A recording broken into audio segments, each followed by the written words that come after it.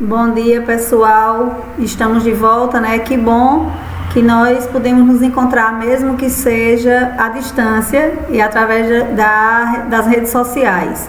Espero que vocês estejam todos bem, cumprindo com aquilo que se faz necessário, que é a obrigação de respeitar a vida de vocês e a vida daquelas pessoas que vocês amam. Estou morrendo de saudade. Claro que sim, que a gente está precisando muito de aconchego, e aquela casa, não é, onde a gente se encontra sempre, é lá onde a gente tem as nossas intimidades como seres humanos. O distanciamento nos deixa sempre na tristeza de achar que a gente de longe está sentindo a falta de um abraço, de um carinho, de um aluno e das pessoas que a gente ama.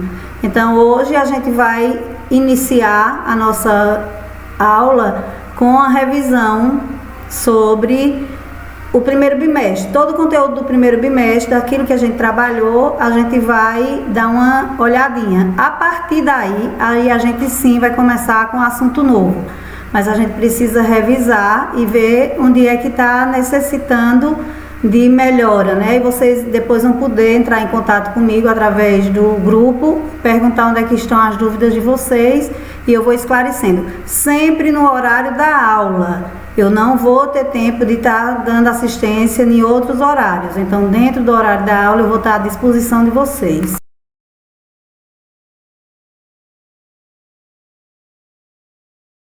Pronto, pessoal, vamos lá, vamos começar com a nossa revisão do primeiro bimestre. A gente vai começar falando das principais características da República, né? Então vamos lá. Primeira República e suas características. Período que compreende seu início com o golpe republicano em 1889 e vai até a Revolução de 30, em 1930. Primeiros anos de República Brasileira. A Primeira República é também conhecida como República Velha. Esse termo República Velha, por isso que alguns historiadores vão chamar República, Primeira República e outros República Velha. Esse termo República Velha foi um termo dado por Vargas para subentender que aquilo que era passado era velho, que aquilo que é velho não tinha mais utilidade e nem tinha tanta importância a partir daí. A partir dele, né, no caso. Uma coisa que vocês vão poder observar é que a República Velha ela vai de 1889 com o golpe de 15 de novembro. Vocês vão observar aí uma coisa bem interessante. Eu estou com a palavra golpe em negrito. As duas vezes que vocês estão observando, elas vão estar em negrito. E ele vai até o golpe de 1930 na era Vargas. É interessante a gente observar nesse momento histórico nosso, né, que o Brasil gosta de golpe, né? Haja golpe nessa política brasileira. Então temos diversas fases, né? Então a primeira fase é a República da Espada.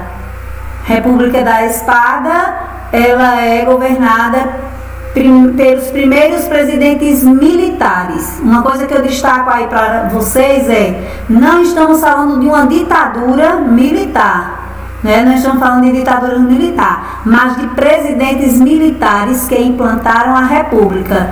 No caso, governos de presidentes militares dentro de uma instituição civil.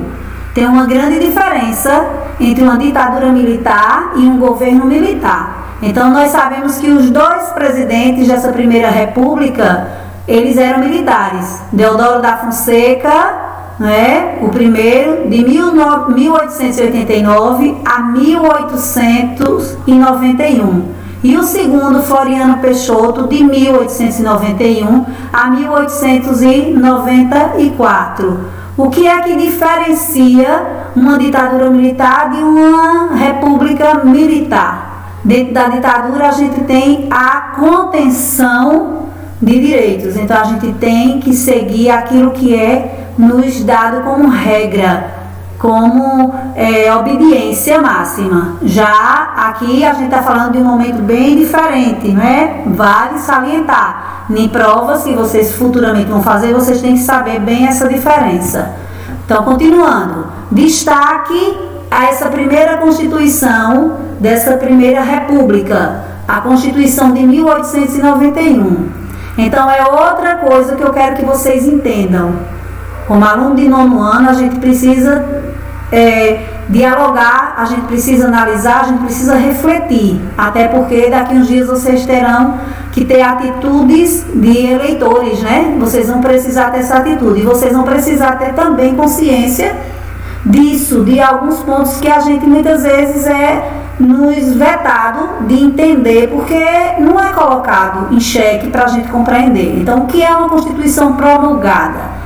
Então, existem 2 tipos de Constituição dentro do Brasil: a promulgada e a outorgada. O que é uma Constituição promulgada? É quando ela é consequência de uma Assembleia Constituinte, onde houve um diálogo, onde as pessoas tiveram direitos de concordar, de discordar de alguns pontos. Então aí eu tenho uma Constituição promulgada. Mas existe também a Constituição outorgada. É quando ela não é resultado dessa Assembleia. No caso, ela é imposta pelo governo que está no poder. Então ela é uma forma ditatorial. E aí a gente pode observar a diferença de uma Constituição promulgada, onde as pessoas tiveram direito, onde os constituintes tiveram direito de optar, para aquela que desceu de goela abaixo, né? Aquela que é a chamada outorgada, aquela Constituição em que o seu governante do momento, ele faz com que as pessoas aceitem, não, que as pessoas sigam. Então, o que a gente observa no final? Com o passar dos anos, vai se observando que um governo que outorga uma Constituição, ele é um governo ditatorial. Ele é um governo que priva a população, que priva os poderes de ter seus, vamos dizer, seus pontos de vista, não é? E aí, outra coisa também que a gente destaca nessa Constituição de 1891 é a República Federativa Presidencialista. O que é uma República Federativa? É onde os estados, no caso aqui seriam as províncias, elas começam a ter seus direitos, elas começam a ter sua autonomia. Então ela não está mais tão, vamos dizer, completamente diferente de uma monarquia, onde o rei manda em tudo. A partir do momento que eu tenho uma república federalista, eu dou autonomia para os estados, eu dou autonomia para as províncias. Que autonomia é essa? Autonomia econômica, política. Então a gente sabe que todos os estados têm a sua Constituição. Claro que ela não vai ferir a maior, que é a federal. Por isso sim, federalista. Mas ela tem também uma forma de se organizar localmente. Presidencialista. Por que presidencialista? Porque aquele presidente, ele é eleito, né? Então, ele é eleito pelo povo. Então ele não se coloca como era o caso de um rei, de uma monarquia. Outra coisa importante para a gente observar nessa Constituição de 1891 é o Estado laico. O que é um Estado laico? Nós sabemos que o Brasil, ele tinha como principal característica religiosa o segmento da religião católica. E a partir da Constituição de 1891, passa-se a não ter uma religião obrigatória no país. Não é? Então é dada a liberdade religiosa. Professora, mas tem alguns locais que as pessoas são mais seguidores de tal religião, mas não que o Estado obrigue dentro da nossa Constituição. E aí vem o voto, né? Que a Constituição ela vai dar direito ao voto. Que voto é esse? Vocês vão observar que aí tem o universal direto. Esse voto universal direto ele vai mudar de cor, ele está em azul. Por quê? Porque o voto universal direto ele é um avanço e ele é uma sensação de direitos dado.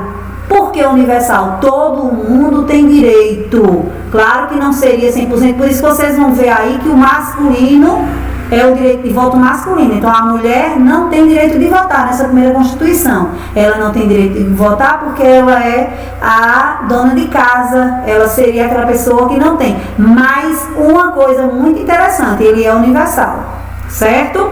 Então o que é direto? O voto direto é aquele que eu tenho direito de votar em todas as instâncias, certo? Então masculino aberto, eu já coloquei de outra cor.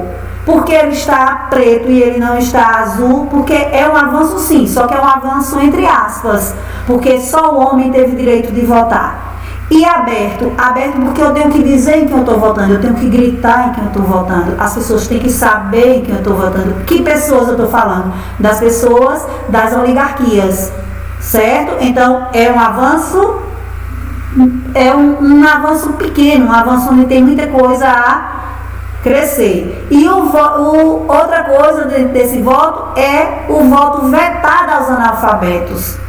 Por que ele é vetado aos analfabetos? Porque se subentende que o analfabeto ele é mais fácil de se manipular. Na verdade, ainda hoje o analfabeto ele tem o direito de votar, mas ainda hoje ele é discriminado pelo voto. Se diz que o analfabeto se vende, se diz que o analfabeto não tem consciência política, mas nós sabemos que não é só a pessoa que tem um estudo menos que não tem consciência política no nosso país. Nós sabemos que as pessoas esclarecidas também, elas tendem muito a ter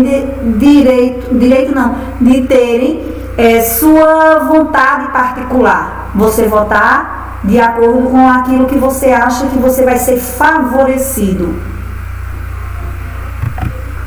Vamos lá, vamos falar agora da república oligárquica. O que é uma república oligárquica? O que é uma oligarquia? Então, é o domínio de quê? É o domínio, na verdade, o domínio de um pequeno grupo que fica responsável pela política. Né? Aquele pequeno grupo que a gente está falando aqui é o pequeno grupo de agricultores, é o pequeno grupo de produtores de café. Como vocês estão vendo aqui, é uma economia agrária, uma característica dessa república oligárquica. Ela tem como uma principal característica a economia agrária, né? Que é o período, essa característica, onde é que ela se localiza? No período marcado pelo poder político, econômico, né? E econômico dos grandes proprietários de terra, né? Onde eles tiveram esse poder político maior. E aí vem o domínio oligárquico. Onde é que eles conseguem esse domínio oligárquico? E aí vocês lembram muito bem do que foi trabalhado, a política do café com leite, né? Que é a nível nacional. Eu coloquei aí bem destacado. A nível nacional, política dos governadores a nível estadual, coronelismo a nível local. Mas vamos começar de baixo, vamos começar do coronelismo. Né? O coronelismo, aquele em que ele é manipulado naquela localidade, para a gente eleger, para que fossem eleitos as pessoas que o federal e que o estadual quisesse. Então, o coronelismo é uma presa, é uma forma de prender, de ter domínio, as oligarquias ter domínio. Coronel esse, quem é o coronel? Aquelas pessoas que compram as patentes para se tornarem chefes locais. Aí vem a política de governadores em alguns momentos conhecido como a política de troca, né? Onde a gente tem a política de favores, a troca de favores a nível estadual, onde você dá alguma coisa, em troca você ganha o voto. E aí depois a gente vem com a política do café com leite. A política do café com leite, vocês vão observar lá na imagem, a imagem que vocês têm aí, vocês têm uma gangorra, um brinquedo que sempre não está em cima. Eu coloquei justamente para a gente associar com a política do café com leite. Em um momento seria Minas Gerais, outro momento seria São Paulo. Um sobe, o outro desce. Um sobe e o outro desce. Como vocês já sabem disso. E uma coisa que caracteriza muito que essa política oligárquica são as fraudes eleitoral. Que fraude eleitoral seria essa? Aquela do voto de cabresto. Né? Já que o voto é aberto, a gente é obrigado a votar em quem eles queriam, então vai haver muitas fraudes eleitorais. São coisas que vão caracterizar esse domínio oligárquico. E outra coisa que vai caracterizar é a desigualdade do campo e da cidade. Certo? Então vamos lá. Aí os movimentos sociais da Primeira República ou República Velha, né? A gente eu já diferenciei, já disse o porquê de hoje em dia se usar muito Primeira República e não República Velha, porque a gente hoje já tem consciência do porquê de se chamar tanto República Velha. Aí vocês têm lá no quadrinho em cima, durante a Primeira República, a maioria da população brasileira era composta de pessoas de baixa renda e habitantes de áreas rurais. Então, esses movimentos sociais, eles vão acontecer na área rural, eles são rurais e são urbanos, né? Então, uma coisa interessante, que como nós estamos vendo, que a maioria da população brasileira é composta de pessoas de baixa renda, e aí eu coloquei o outro quadrinho aqui onde vai falar sobre o tempo do liberalismo excludente. Por que excludente? Porque é um pequeno grupo que está governando, o outro não está tendo assistência nenhuma. Assistência social, zero. Eles vão ser excluídos e marginalizados, né? Então vai haver algumas revoltas justamente por conta disso. Então vamos lá. Uma das revoltas rurais eu separei como rurais e urbanas, esses movimentos. Um dos movimentos rurais é o de Canudos, no interior da Bahia, de 1893 a 1897, encabeçado por Antônio Conselheiro. Né? Depois outro movimento também da República, a Primeira República, vai ser o contestado no sul do país, na divisa entre Paraná e Santa Catarina, né? De 1912 a 1916, encabeçada por José Maria. E aí vamos falar daquele tão famoso nosso, né? Que a gente fala tanto do cangaço no sertão do Nordeste. No próximo slide, a gente vai dar muito destaque a esse, né? Que tem o mais famoso dele, não é o primeiro, mas o mais famoso é quem que encabeça, é Virgulino Ferreira da Silva, o famoso Lampião. E dos movimentos urbanos, a gente vai falar muito sobre a revolta da vacina no Rio de Janeiro, em 1904, que nós sabemos que aqui nós estamos com a capital do Brasil, e aí a intenção dos governantes era fazer do Rio de Janeiro a maior metrópole do país, e para isso, por isso que vocês têm ali tempo de exclusão, tempo excludente, e aí se retira toda a população de baixa renda do centro do Rio de Janeiro e se joga nas periferias. E aí, junto com a falta de saneamento básico, junto com o desprezo, junto com muita coisa, como vocês já estudaram em sala de aula, vai acontecer várias doenças. A varíola, né? As pestes vão acontecer, e aí vem a ideia de vacinar a população. Mas aí vai vacinar sem explicar. E não se sabia o porquê da vacina. E aí a população carente, ela vai se revoltar contra essa obrigatoriedade dessa vacina, e aí dentro disso aí vai haver muita, vamos dizer, muita quebra-quebra das coisas, muita coisa que seria perturbador para o governo. E aí também outra revolta urbana muito conhecida é a revolta da Chibata, também no Rio de Janeiro, em 1910. Essa encabeçada por João Cândido, não é isso? E aí a revolta da Chibata, vocês lembram que a gente também já trabalhou, que é contra os castigos que a Marinha, né, passava. Ela é por uma insatisfação, né, dos castigos físicos que sofriam os soldados rasos da Marinha brasileira. Né? E outro motivo que vai levar a isso, além desses castigos físicos, vai ser a insatisfação contra o racismo, porque o soldado negro, o negro, ele não tinha acesso aos cargos mais elevados da Marinha Brasileira. Então vai acontecer por esses dois motivos. E aí a gente vai falar um pouquinho sobre o cangaço, dar um destaque maior no cangaço, né? O Nordeste havia perdido a sua força econômica durante a colônia, né? Durante o Brasil colônia, como a gente já sabe, que que com o que aconteceu com a nossa cana-de-açúcar, a gente perde esse poder econômico, vai para a parte sudeste do nosso país. E aí o que é que vai acontecer? Sul e sudeste, o que é que vai acontecer? Nós vamos estar em um momento de miséria, em um momento onde a população está desassistida. E quando a gente fala de cangaço, a gente só associa, só vai ligado direto ao cangaço de Lampião, a Lampião. Mas aqui eu botei para vocês até diferenciar, não é? Porque alguns de vocês me fizeram essa pergunta em sala de aula, porque eles estupravam, eles matavam, eles faziam miséria. Mas aqui eu vou deixar para vocês que não era unificado, não era uma coisa homogênea. O cangaço não era um movimento homogêneo. Então, o que é que vocês vão ver aí? O cangaço pode ser definido em 3 grupos distintos.